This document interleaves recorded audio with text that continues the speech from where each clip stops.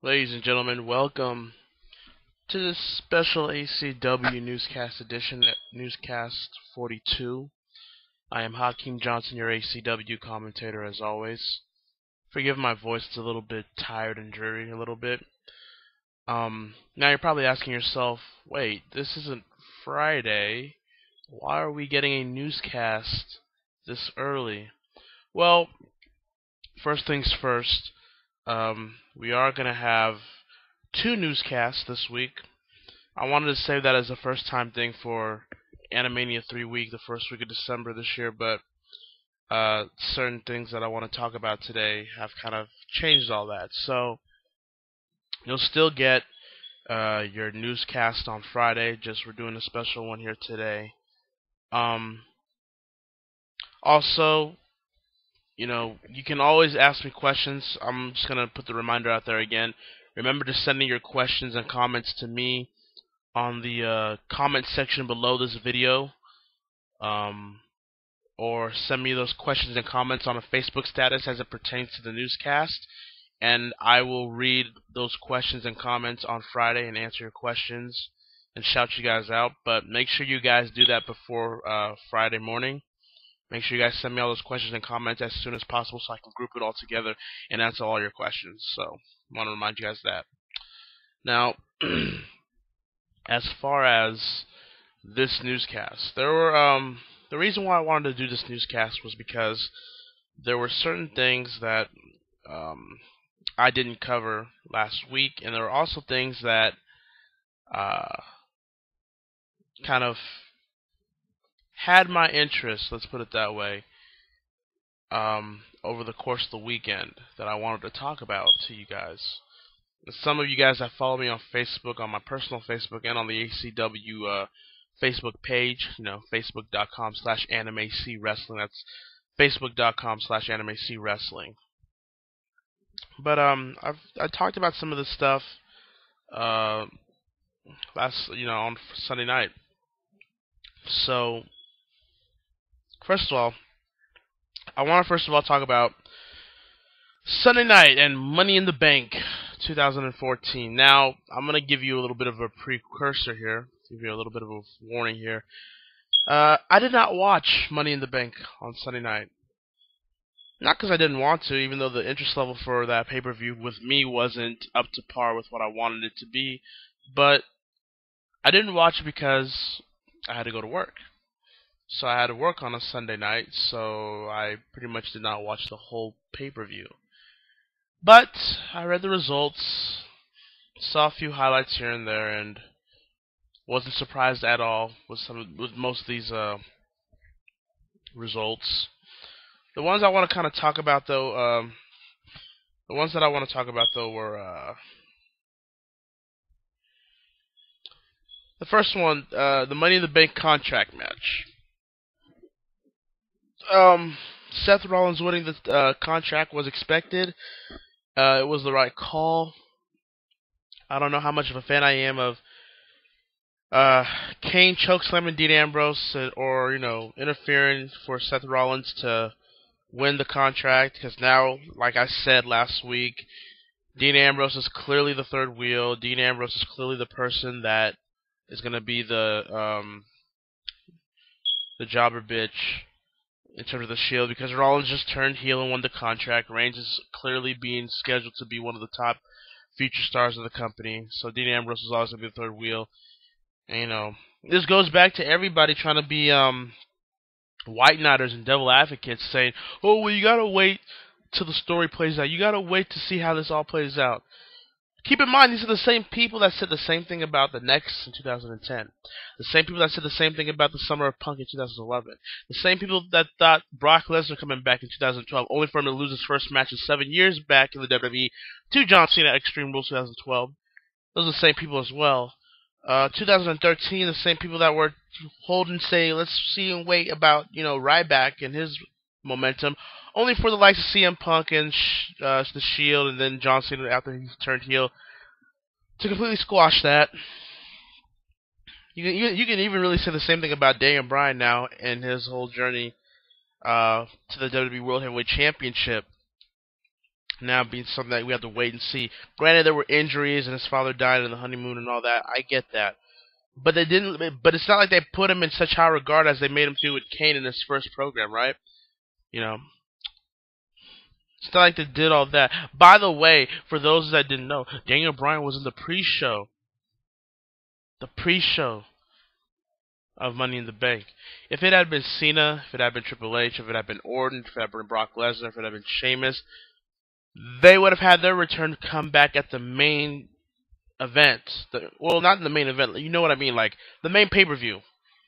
But Daniel Bryan means so much to the WWE. We have to wait and see so much that he has to make his return at the pre-show of Money in the Bank. So you can clearly tell that WWE is ready to move on from the Daniel Bryan experiment, which is stupid because Daniel Bryan is still the most over person in the WWE. And you can clearly see that when you watch that pre-show. He got the biggest pop of that night. But you can clearly see that not only are they moving away from Daniel Bryan's experiment, not only do they not see him as a viable main eventer or a viable WWE World Heavyweight Champion, but now they're sending Bo Dallas to him, looking like when he comes back. Bo Dallas. That's why that company's in such goddamn shape it's in. But we'll get to that right now. And then we have the WWE World Heavyweight Championship match and the Money in the Bank ladder match, if you want to call it. I didn't watch the event, but from what I heard, the general consensus was that it was either decent or that it sucked. And that's not even comparing it to the Money in the Bank contract match. It just in general, they say it's even decent to just a flat out sucked. And I buy that, because one of the complaints I heard were that you got the likes of Bray Wyatt, Cesaro, and Roman Reigns busting their ass and putting on a good performance, and you got the old guard, the status quo guard of Sheamus, Orton, Kane, and John Cena just pretty much playing it safe and coasting and not putting in much effort until they hit their spots, which sounds about right. And now John Cena is the WWE World Heavyweight Champion. Keep in mind, he is now a 15-time World Champion. He would need one more title reign to tie with Ric Flair. 2 title reigns to break it. Now, I could say that, John Cena won, and it was an eye-rolling experience when I heard it. But here's the thing. If you go into a pay-per-view or special event or whatever, and you expect the expected, if you know what's going to happen, and you just cling on to that, when it finally does happen, it doesn't sting as much. It doesn't hurt as much. So yeah, I could really just be mad and say, I'm not watching the WWE anymore. I'm not going to buy the WWE Network. I'm not going to buy its merchandise. I'm not going to watch the ratings. I'm not going to stream its pay-per-views anymore. Yeah, we can do all that, but keep in mind, if you saw the bigger picture, especially since Daniel Bryan is not looking to come back anytime soon, you would know the result, and it wouldn't have bothered you as much as it did. Because the result is obviously heading to John Cena versus Brock Lesnar 2 for the WWE World Heavyweight Championship at SummerSlam, which I assume Brock Lesnar will win it there. But again, it's John Cena we're talking about. We don't know that. We really don't know that 100% certain. But at the same time, though, it's just typical WWE, I understand John Cena is the cash cow. He is your cash cow. He is the guy that makes you money. No one's going to deny that. I understand why you go back to the John Cena in panic mode. Because make no mistake about it, WWE right now is in panic mode. Everyone talks about TNA being in panic mode if they're going to even survive this year. And those are, for the most part, those are some legit, criticism and legit claims to make. But yet I'm seeing the WWE not even making 1 million subscribers to the WWE Network. They completely failed on bargaining a good television deal with NBC Universal this year. Ratings aren't that good. They're even starting to sink to 2.9 now.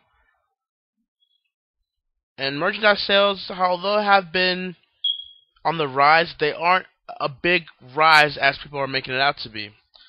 So, when you have to ask that question, what's the point of John Cena really being a cash cow if the cash cow is starting to shrink from within? Because for each year that you keep trying to go back to the John Cena well, the water is less and less and less, and to the point where there's no water left to drink out of. You know, the WWE needs to start making these new future top young stars. I mean, this is something you should have done 5-6 years ago, mind you, but, you know, that was just when the WWE was in their PG era. That was when the WWE was just making money just to pay their bills and stay alive. And now you're starting to reap what you sow. Because now you can't, because it's gone to the point where, like, even if you build a new stars, even if you build a new talents, they're not ready yet. Roman Reigns wasn't ready to win the title on Sunday night. I don't even think he might be ready to win it at WrestleMania 31. Bray Wyatt, his momentum's been completely derailed by John Cena of all people. So him being a viable, believable world champion makes absolutely no sense. Speaking of momentum, Cesaro's momentum has been also taken out, being paired by Paul Heyman of all people, which I never thought I would say. But it's happened. These people want to cheer Cesaro, so you keep him heel and make him do chicken shit heel things that the WWE thrives on with their heels. And then Sheamus is the U.S. champion, and then Randy Orton already had his run, and Kane is no longer a viable world title contender or champion in 2014. So what else choice did you have other than John Cena? Yeah. And now it's like, I don't even know anymore.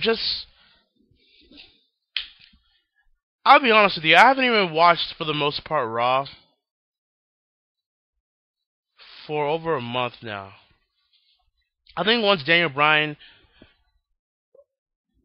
was pretty much, even though he had the title, he pretty much wasn't champion in my eyes anymore because of the surgery that was to come. It was inevitable. I just stopped. I just haven't been really paying attention to Raw. Maybe because I just find Raw just so bland and just stale now again. How did we go from a climatic high at WrestleMania 30 to just this stale, cookie-cutter, corporate, watered-down BS now? Oh, and I love the fact... Oh, and I love this. I love how... Again, I didn't watch it, but I heard from people on Facebook that Michael Cole said to close out the show that something to the effect that you may cheer him or you may boo him, but it can no longer be denied that John Cena is the greatest champion of all time. Now, let me also say this as well, if we're going to be real here. Championship belts in a scripted sport are props. Okay? Let me say that again. Championship belts in a scripted sport are props. They don't really mean anything in the grand scheme of things.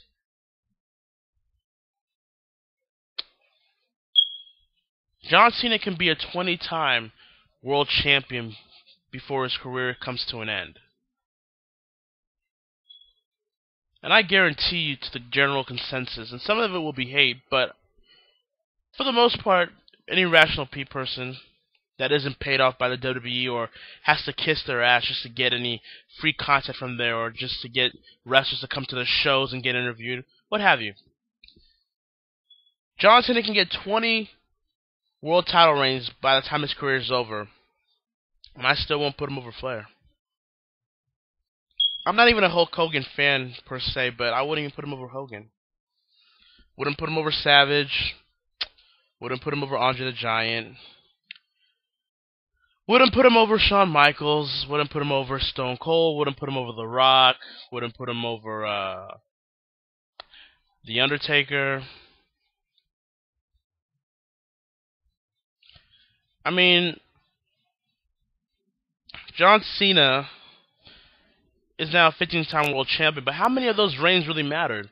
And to be fair, if we go back to Ric Flair's 16-time world title reigns, how many of them mattered? How many of them were just dusty finishes so he can get back those titles? How many of them were just a way for him to win the title a month later? And I can think about reigns like when he won it back from Kerry Von Erich, and when he won the title back from Sting or Vader or what have you. So I'm not trying to put all the blame on John Cena here, but it's ridiculous to me that just because he's a 15-time world champion, that makes him the greatest champion of all time. No, Hulk Hogan is your greatest world champion in your company history. And I don't know how that can even be denied, when Hulk Hogan pretty much made WWF come from a territorial company into a global conglomerate. How can John Cena really be better as the greatest champion than what Hulk Hogan did when he was champion? Honestly, I'm asking that question honestly. So, and Michael Cole, Michael Cole is just a puppet. At least with JR, yeah, JR is a company guy too, and you can hear it through his blogs and his tweets whenever he makes excuses for crap that WWE shovels to you guys. And then people will go on Twitter and retweet and be like, "Oh, see, JR said it, so that means it must be true." Whatever. But at least when JR was commentating, it was genuine. At least when JR commentated, it was honest. Michael Cole is a puppet. Michael Cole just says and does things that Vince McMahon tells him to do from the gorilla position. That's pretty much it. No. Michael Cole, I never listened to Michael Cole and thought, oh, Michael Cole really meant that. The only time he did was obviously when he commentated when Jerry Lawler suffered that heart attack 2 years ago at the commentary table. That was Michael Cole. But other than that, I haven't seen any instances where I can believe Michael Cole as a viable commentator. So when he says crap like that, it's like, yeah, whatever. That's what Vince McMahon wants you to say. So shut up. So what are we gonna get on Raw tonight? I guess we're gonna get John Cena, giving a serious speech, saying the champ is here, and then here comes the Authority, and then Seth Rollins is gonna tease cashing in the contract, but he really won't. Probably Kane and John Cena will have a match. Cena will win that. Rollins will tag John Cena. That'll probably set up something for Battleground as the precursor before we get to Cena, Lesnar, or Reigns, Rollins, or Reigns, Triple H, or whatever the hell. You see what I'm talking about? If I can book storylines that simple, then how bad is the company right now in terms of a creative and writing standpoint? Think about that. I'm tired of all these people that try to defend this company when this company clearly messes up. When this company is clearly not in the best shape it could be. Tired of all these people, every time I go on Twitter or on these wrestling news sites or on Facebook, try to justify John Cena. Just because the WWE says it doesn't mean it's true. Just because the WWE says certain things doesn't mean you have to spout out its nonsense as well. You're not going to get free stuff. You're not going to get a free backstage pass. Wrestlers are not going to sign your T-shirts or your posters. Wrestlers are not going to follow you on Facebook or Twitter. WWE is not going to give you and throw you a bone, okay? So you can stop defending them and you can stop being a devil's advocate every freaking time John Cena wins a match or every time WWE does a bad decision that you supposedly want to support when you know deep down it's full of crap just as much as you claim not to be. So stop doing that. Speak your own mind. Make your own voice. At least if you make your own voice and still say John Cena is the greatest champion of all time, I can respect that. But don't say that just because the WWE says it. Don't say it because WWE must be right because they say it themselves. That's ridiculous. So, and I'll get some more of, and as I watch maybe Raw, if I feel like it, maybe if I watch Raw later today, this week. So, I'll give more thoughts about that on the Friday edition of the newscast or whatever. But okay, so I didn't watch Money in the Bank, so I had work. So after I was done with work, pretty much read the results there, and I decided to head out to one of the local bars near my workplace. My friend happened to just be bartending for his work shift today. that day last night, and so I come in, say what's up, just relax a couple of times just to get the work stress out, and he happens to have on television the BET Awards that happened on Sunday night as well, and I just and I just rolled my eyes and I just sighed and just in disgust because here, just another little fact, if you will. In case you haven't noticed by now, by my voice or diction or pronunciation or vocal abilities, whatever you want to call it, verbal dictation, whatever. If you haven't noticed by now, yes, I am an African American, 23 years old, and I can't stand BET. Let me just put that out there as well. I can't stand BET. I can even go to the point where I despise BET. I think BET is the biggest enemy within the black culture today. I think BET entertains the lowest common denominator of our culture, and just the people in general as well. I feel like BET is nothing more than a corporate entity trying to make a buck off the worst stereotypes of African Americans, and people allow it. That's my opinion, so I don't watch BET, I don't like BET, I don't like what it stands for, and people are gonna, probably call me an Uncle Tom for that, or are gonna think I'm acting white, or whatever the hell acting white means. I don't know what that freaking means. I know what it means, but it doesn't make sense. Is what I'm trying to get at here. But to be fair, though, I used to at one point like BET, though. Yeah, it was still a business network, a network there to make business and what have you. But there was a time I liked BET, back when it had, Rap City and 106 in Park, and it would have music videos that would play on the afternoons and the evenings before 106 in Park would come in. Back when Free and AJ were hosting. And they even had like BET Jazz, and I like that because I'm a big fan of jazz as well. They had BET Soul once in a while on Sundays. They had BET movies that didn't look like D-rated movies that you can buy out of a bargain bin for $2 at any Walmart or DD's discount, wherever you may be at. They even had BET News.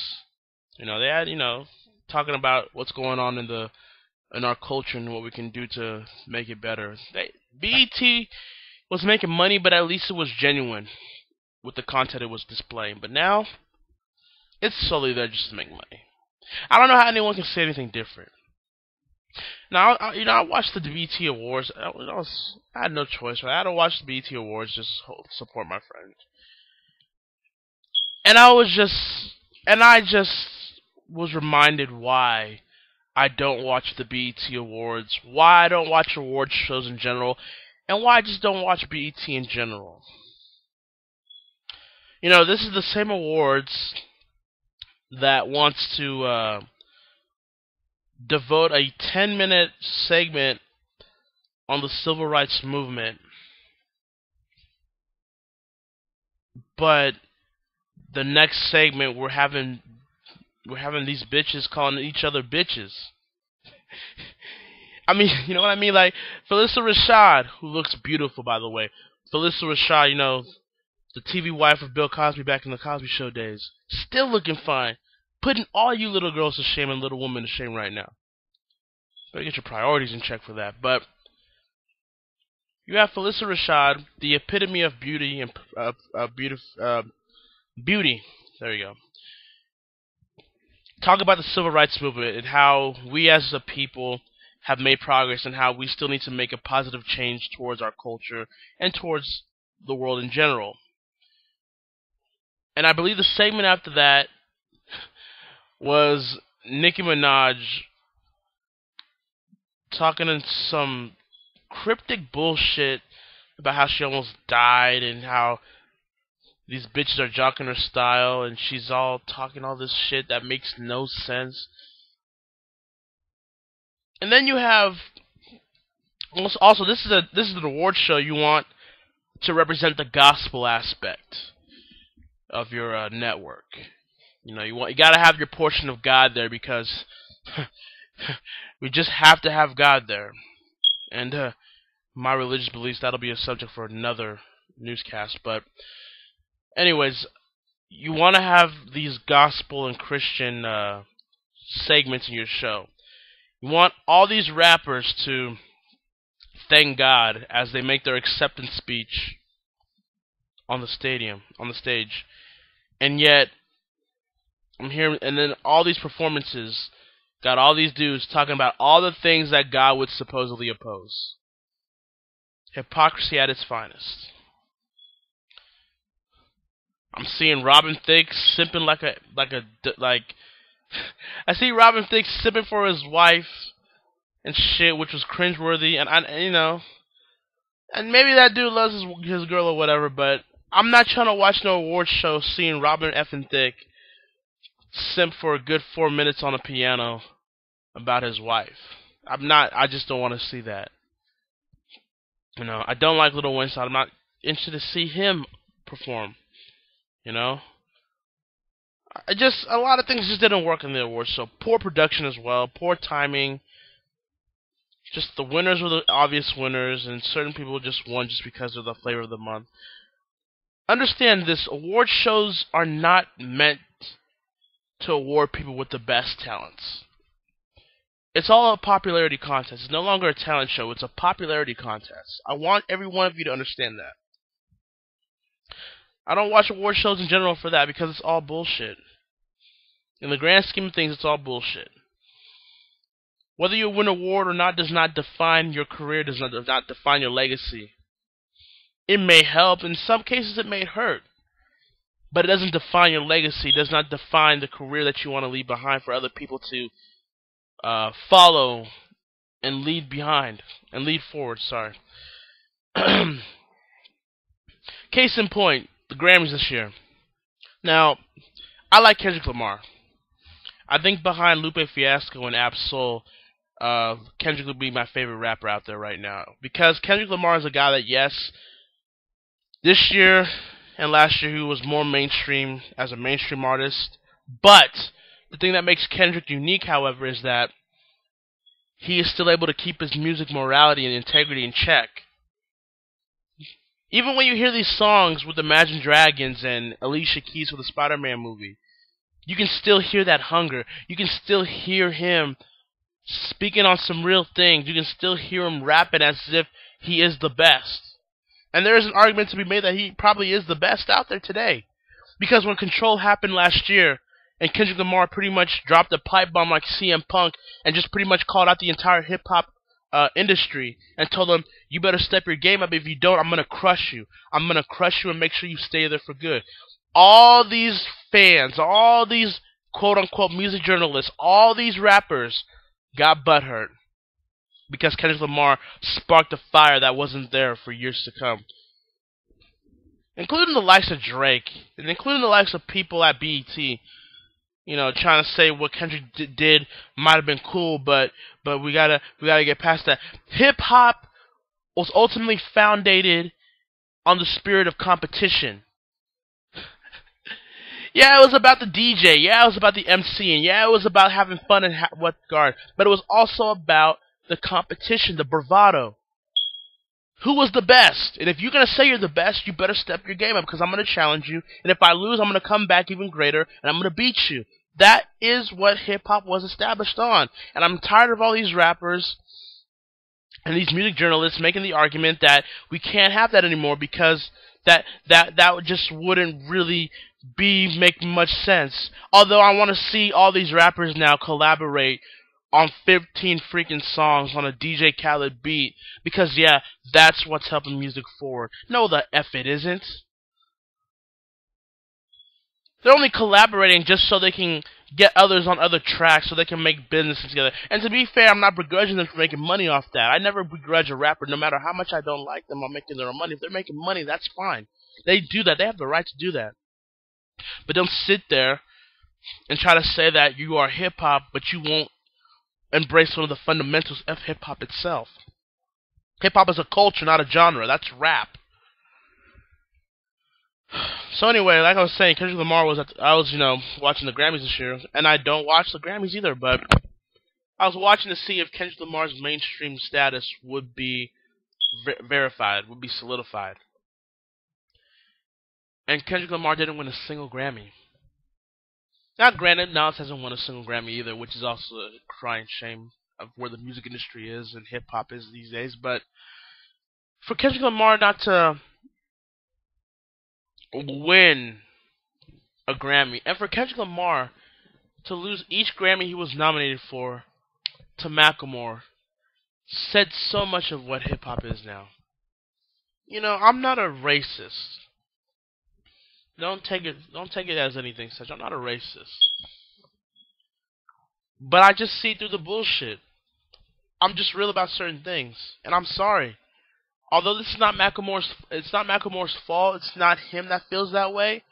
Fact of the matter is, once they saw a popular rapper in Macklemore, who is white, the Grammys felt that they had another Eminem in their hands, even though Eminem and Macklemore are two different animals, and Eminem was way more than what they're trying to perceive Macklemore was. Wasn't just a white rapper. He was a guy that pound for pound, bar for bar, can go against anybody, and still can to this day. So they used Macklemore as a scapegoat for white people to have an excuse to invade the hip hop culture and not make it look as if it's anything but racial. Not racist, but racial. There is nobody that can tell me that The Heist was a better hip hop album than Good Kid, Mad City. I'll laugh you out of this. I'll laugh you out of the world. There's no way you can tell me Macklemore with his singles hits was more of a presence in hip hop than Kendrick Lamar. Especially what he did with Good Kid, Mad City in 2012, and then the year after with Control. Kendrick Lamar didn't drop a single album, but yet he's the guy that went on Control. Big Sean's single track, by the way, the single track that people ignore Big Sean from, his own track from, people that don't even listen to Jay Electronica's verse afterwards. And Jay Electronica is a very damn good rapper, by the way. I'm not taking anything away from him, but let's be honest here. That's Kendrick Lamar's song. It is now, because that's all they talk about anymore. People saying that, oh, well, Kendrick really didn't say anything in that song. What kind of song were you listening to? Kendrick Lamar didn't say anything? Did you listen to the lyrics? He said that he's the king of hip-hop. And if you got a problem with that, see him about that in the bars. See him with the bars. And if you're not going to see him, then shut up and get out of his way. That's what he meant. Now, I saw the likes of Pusha T and Big Crit and all them, support that movement and said, Kendrick, you're right. We got to step our game up. And since then, I think Pusha T and Big Crit have been putting out some songs lately, especially Big Crit with Mount Olympus, and they've been putting out some heat. And then you got guys like Drake, and you got guys like Drake that just come out here and put shade. He's a guy that always wants to throw rocks at people, but when people turn around and try to catch him, he'll drop the rocks and just look away as if he didn't throw them. Drake, you say that you're the best. Drake, you say that you're the best out there right now, that you're killing everybody in this game. But when someone like Kendrick wants to call you out on that bullshit, you want to cower, you want to give him shade at these interviews, you want to make these songs as if Kendrick didn't know. Don't get it twisted. When Kendrick made that song, The Cypher, last year at BET's Hip Hop Awards, there was no mistake who it was. I saw all these people say, oh, Kendrick was really talking to Papoose. Why would Kendrick devote at least 2 to 3 minutes of his song to somebody like Papoose in 2013? No, it was for Drake and all the people that were talking that Kendrick Lamar's Control was bad for hip-hop. That's who he was talking to about. Don't get it twisted. But again, we're talking about this devil advocacy thing that people do now so they can try to be cool and try to get in with certain people. Like these music journalists from BET and from Hip Hop DX and from Rap Radar and all these other people that just kiss these rappers and these record labels' asses just to get a good interview out of them or just to get any extra benefits from them. It's really sad, but that's how we live in today's music industry. So yeah, the BET Awards, I saw it, I was just like, oh gosh. BET is really just garbage now. I think BET is just the personification of a network that uses every single stereotype that exists about African Americans and tries to make a quick buck out of it. And the sad part of that is not the fact that BET blatantly does it.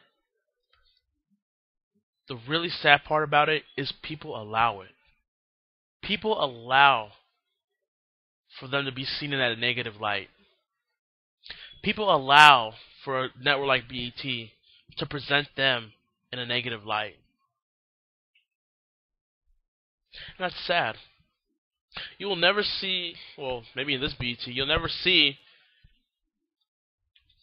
a reality show about a woman that, was struggling in the ghetto, was struggling in the hood, but then went through a series of processes that made her go as one of her highly graded graduates in high school or in college.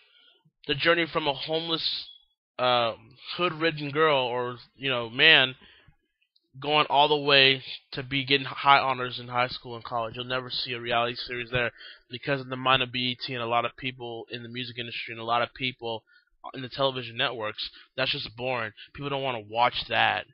They would rather see all these ratchet hoes and all these weak-ass niggas brawling and talking shit about each other for no apparent reason.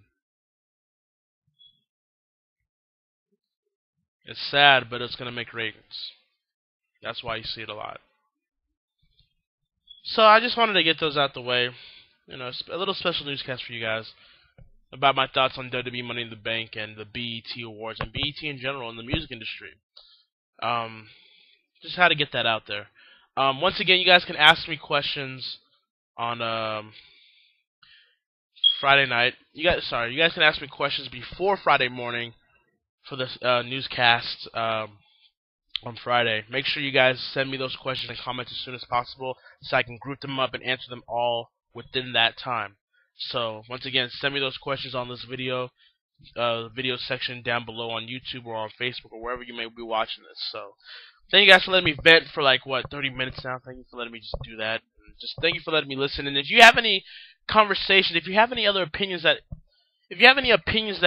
you want to send to me, that you want to talk about to me that I said during this newscast today, by all means post them as well under the video. Post it on Facebook, post it on YouTube, Twitter, wherever you may be watching this video. Post it. I would like to see it. I welcome all opinions, whether they're negative, positive, as long as they have a purpose, as long as they have a conversation where we can talk about something rather than hate and try to bring people down.